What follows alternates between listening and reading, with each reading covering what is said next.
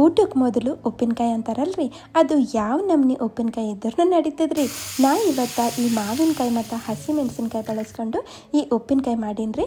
ಉಪ್ಪಿನಕಾಯಿ ಅನ್ಬೇಕೋ ಇಲ್ಲ ಚಟ್ನಿ ಅನ್ಬೇಕೋ ಅಂತ ನೀವೇ ನಂಗೆ ಕಮೆಂಟ್ ಮಾಡಿ ಹೇಳೋದು ಮರಿಬೇಡ್ರಿ.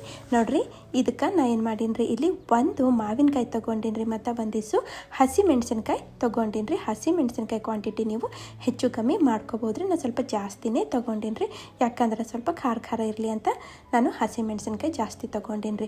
ಈಗ ಅವೆರಡಕ್ಕೂ ಏನು ಮಾಡೀನಿ, ನಾ ಹಿಂಗೆ ರಫ್ ಆಗಿ ಕಟ್ ಮಾಡಿ ಇಟ್ಟೀನಿ. ಬೇಕಾದ್ರೆ ನೀವು ಮಿಕ್ಸಿ ಜಾರ್ನಾಗ ಹಾಕ್ಕೊಂಡು ನೀವು ಏನು ಮಾಡ್ಬೋದು, ಗ್ರೈಂಡ್ ಮಾಡ್ಬೋದು ಅವಳ ಚವಳ. ಅದ್ರಾಗ ಅಷ್ಟು ಚಲೋ ಆಗಲ್ಲ ಅಂತ ನಾ ಈ ಚಾಪರ್ನಾಗ ಹಾಕಿ ಏನು ಮಾಡ್ತೀನಿ, ಸ್ವಲ್ಪ ಅವಳ ಚವಳನೇ ಹಿಂಗೆ ಚಾಪ್ ಮಾಡ್ಕೊತೀನಂತ್ರಿ. ಪೂರ್ತಿ ನುಣ್ಣಗೂ ಮಾಡಬಾರ್ದು. ಸ್ವಲ್ಪ ಇಲ್ಲಿ ಈ ಥರ ಪೇಸ್ಟ್ ಥರ ಆಗಿರ್ತದೆ, ಒಂದು ಸ್ವಲ್ಪ ಸಣ್ಣ ಸಣ್ಣ ಹೋಳುಗಳು ಉಳ್ಕೊಂಡ್ಬಿಡ್ತಾವಲ್ಲ, ಭಾಳ ಮಸ್ತ್ ಬರ್ತದ್ರಿ ತಿನ್ಬೇಕಾದ್ರೆ. ಈಗ ಎಲ್ಲ ತಂದು ಹಾಗೆ ಮಾಡಿಬಿಡ್ತೀನಿ ಅಂತ. ಹಾಗೆ ಈಗ ಹಸಿ ಮೆಣಸಿನ್ಕಾಯಿನೂ ಏನು ಮಾಡ್ತೀನಿ ರೀ, ಇದೇ ಥರ ಚಾಪ್ ಮಾಡಿಕೊಂಡು ತರ್ತೀನಂತ್ರಿ. ಇವಕ್ಕೂ ತಂದು ಇದರೊಳಗೆ ಸೈಡಿಗೆ ಹಾಕ್ಬಿಡ್ತೀನಂತ. ಈಗ ಸದ್ಯಕ್ಕೆ ಇದಕ್ಕೆ ಇಟ್ಬಿಡ್ತೀನಂತ. ಇದ್ರ ಸಲಕ್ಕೆ ಒಂದು ಮಸಾಲೆ ರೆಡಿ ಮಾಡ್ಕೊಳ್ಳೋಮಂತ್ರಿ. ಒಂದು ಪ್ಯಾನಿನಾಗ 2 ಚಮಚ ದಪ್ಪಂದು ಸೋಂಪು ತೊಗೊಂಡಿನಿ ರೀ.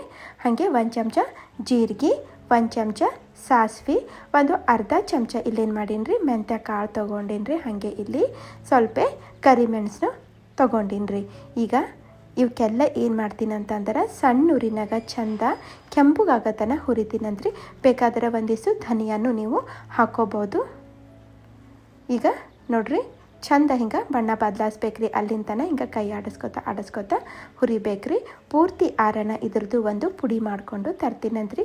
ಪೂರ್ತಿ ಫೈನ್ ಪೌಡರ್ನು ನಮಗೆ ಬ್ಯಾಡ್ರಿ, ಸ್ವಲ್ಪ ಅವಳ ಚವಳನೇ ಇರಲಿ ರೀ.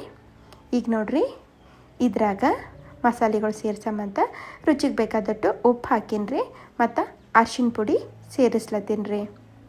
ಮತ್ತೀಗ ನಾವೇನು ಮಾಡಿಟ್ಟಿದ್ದು ಮಸಾಲೆ ಅದಲ್ರಿ, ಅದನ್ನು ತಂದು ಇದ್ರಾಗ ಹಾಕ್ಬಿಡ್ತೀನಂತ. ಪೂರ್ತಿ ಹಾಕ್ಲತ್ತೀನಿ ನಾನು.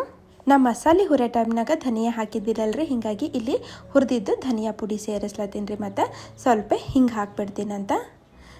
ಈಗೇನಿಲ್ರಿ, ಇದಕ್ಕೆ ನಾನು ಚಂದ ಕಲಿಸ್ಕೊತೀನಂತ್ರಿ. ಈ ಮಸಾಲೆ ಎಲ್ಲ ಕಡೆ ಹತ್ತಬೇಕ್ರಿ, ಆ ಥರ ಕಲಸಿ ಇಟ್ಬಿಡ್ತೀನಂತ. ಈಗ ಇದ್ರಾಗ ಒಂದು 4 ಟೇಬಲ್ ಸ್ಪೂನ್ ಎಣ್ಣೆ ಕಡ ಕಾಸಿ ಅದ್ರಾಗ ಸಾಸಿ ಮತ್ತು ಜೀರಿಗೆ ಹಾಕಿ ಕೆಂಪುಗಾಗತನ ಅವಕ್ಕೆ ಕರೆದು ತಂದು ಇದ್ರಾಗ ಬರ್ಕ್ಬಿಡ್ತೀನಂತ್ರಿ. ಇದು ಹಾಕೋದಾದ್ಮೇಲೆ ಇದಕ್ಕೆ ಮತ್ತೆ ನಾವು ಕಲಿಸ್ಕೋಬೇಕಾಗ್ತದೆ. ಸ್ವಲ್ಪ ಎಣ್ಣೆ ಜಾಸ್ತಿನೇ ಬೇಕಾಗ್ತದೆ ರೀ. ಈ ಉಪ್ಪಿನಕಾಯಿ ತೊಕ್ಕು ಎಲ್ಲ ಮಾಡ್ತೇವಲ್ರಿ, ಇದಕ್ಕೆ ಎಣ್ಣೆ ಸ್ವಲ್ಪ ಜಾಸ್ತಿನೇ ಬೇಕ್ರಿ. ನಾ ಕೊನೆಗೆ ಏನು ಮಾಡ್ತೀನಿ ರೀ, 1 ಚಮಚ ವಿನೆಗರ್ ಸೇರಿಸ್ಲತ್ತೀನಿ ರೀ. ಇಲ್ಲಾಂದ್ರೆ ನಿಂಬೆ ರಸ ಇದ್ರೆ ಅದನ್ನು ಹಾಕ್ಬೋದು. ಇದು ಪ್ರಿಸರ್ವೇಟಿವ್ ಥರ ಕೆಲಸ ಮಾಡ್ತದ್ರಿ, ಹೀಗಾಗಿ ನಾವು ಹಾಕಬೇಕಾಗ್ತದೆ. ಈಗ ಮತ್ತೆ ಇದಕ್ಕೆ ಕಲಿಸ್ತೀನಂದ್ರಿ. ಇಷ್ಟಕ್ಕೆ ಬಿಡ್ಬೋದ್ರಿ.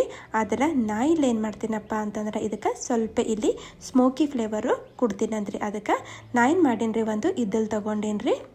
ಇದ್ದಲ್ ತೊಗೊಂಡು ಅದಕ್ಕೆ ಚಂದ ಬಿಸಿ ಮಾಡಿ ತಂದು ಈ ಪ್ಲೇಟ್ನಾಗ ಇಟ್ಟು, ಈ ಪ್ಲೇಟು ಇದ್ರಾಗ ಇಟ್ಟೀನಿ ಮತ್ತು ಮ್ಯಾಲಿಂದ ಒಂದು ಸ್ವಲ್ಪ ತುಪ್ಪ ಹಾಕಿನ್ರಿ, ಇಲ್ಲಾಂದ್ರೆ ಎಣ್ಣೆನೂ ನೀವು ಹಾಕ್ಬೋದು. ಮುಚ್ಚಿ ಒಂದು 5 ನಿಮಿಷ ಬಿಡಬೇಕ್ರಿ.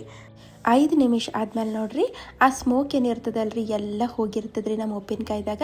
ಹೀಗಾಗಿ ಮಸ್ತ್ ಫ್ಲೇವರ್ ಬರ್ತದ್ರಿ. ಇದು ಮಾಡಲೇಬೇಕಂತ ಅಲ್ರಿ, ಮಾಡಿದ್ರೆ ಭಾಳ ಮಸ್ತ್ ಟೇಸ್ಟ್ನು ಬರ್ತದ್ರಿ ಮತ್ತು ಒಂಥರ ಫ್ಲೇವರು ಡಿಫ್ರೆಂಟ್ ಆಗಿರ್ತದೆ. ಹಿಂಗೆ ಒಂದು ಕ್ಲೀನ್ ಆಗಿರೋಂಥದ್ದು ಒಣಗಿರೋಂಥ ಜಾರ್ನಾಗ ತುಂಬಿಟ್ಟೇವಂತಂದ್ರೆ ಬೇಕಾದಾಗ ಉಂಡುರ ಆಯ್ತು ರೀ. ಹಂಗಾದ್ರೆ ನೋಡಿರಲ್ರಿ, ನೀವು ಟ್ರೈ ಮಾಡಿರಿ ಮತ್ತು ಹೆಂಗೆ ಅನ್ನಿಸ್ತಂತ ನಂಗೆ ಕಮೆಂಟ್ ಮಾಡಿ ಹೇಳೋದು ಮರಿಬೇಡ್ರಿ.